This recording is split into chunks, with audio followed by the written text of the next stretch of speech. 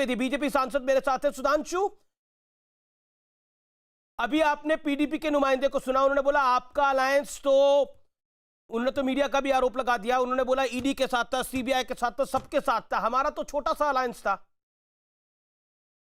देखिए, जब से भारत स्वतंत्र हुआ है, आपने कभी सुना कि पीडीपी और नेशनल कॉन्फ्रेंस एक हो गए? अरे कभी कांग्रेस के जमाने में एक नहीं हुई, जब कांग्रेस का जलवायु जलाल चलता था। आप फ्री एंड फेयर इलेक्शन की बात करें, मैं दो में से एक बात कहूंगा। या तो आप ये मान लीजिए कि यदि आप ये मानते हैं कि आपको बढ़त मिली है, तो जमहूरियत में हिंदुस्तान के एतबार का एहतराम करिए और यहां पे ऐलान करिए कि अब कहीं जाकर आप ये नहीं कहेंगे कि जमहूरियत को लेकर कोहराम नहीं मचाएंगे। दूसरी बात आप देख लीजिए, अरे एक जमाना था, आप क्या बात कर रहे हैं? लोगों के रिजल्ट बदल दिए जाते थे, लोग निर्विरोध चुन के आ जाते थे। विधानसभा चुनावों में निर्विरोध चुन के आने का मतलब क्या है?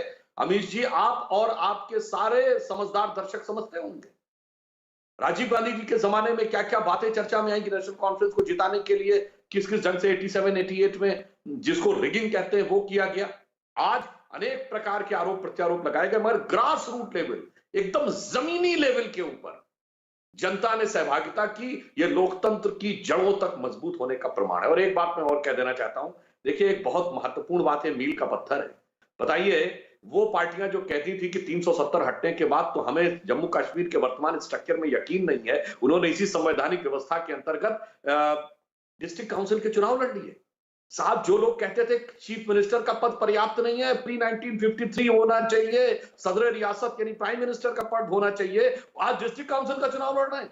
यानी जो सीएम से पीएम की बात करते थे, वो डिस्ट्रिक्ट काउंसिल का चुनाव लड़ रहे हैं। जिसे कहावत है कि चले थे चौबे छब्बे बनने, रह गए दुबे बन के। और अभी जो इन्होंने गीत की बात की, मैं गीत रिपीट कर देता हूं।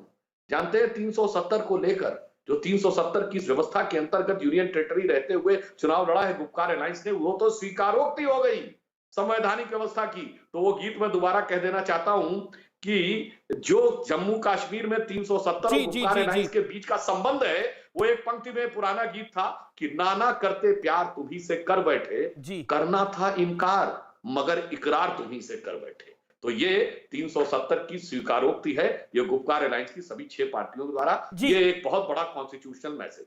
हसनैन मसूदी मेरे साथ है, सांसद नेशनल कॉन्फ्रेंस के। अभी आपने मसूदी साहब, आपने सुना भारतीय जनता पार्टी के मेंबर ऑफ पार्लियामेंट और प्रवक्ता डॉक्टर सुधांशु त्रिवेदी को, उन्होंने क्या बोला? उन्होंने गीत के जरिए बोला कि नाना करते प्यार हमी से कर बैठे। जिस 370 को का आप विरोध करते थे, जिस 370 पे आप कहते थे ये हट जाएगा तो वो हाथ कट जाएंगे, कोई भारत माता की जय कहने वाला नहीं बचेगा, कोई तिरंगा उठाने वाला नहीं बचेगा। लेकिन आज उसी 370 हटने के बाद आपने डीडीसीए चुनाव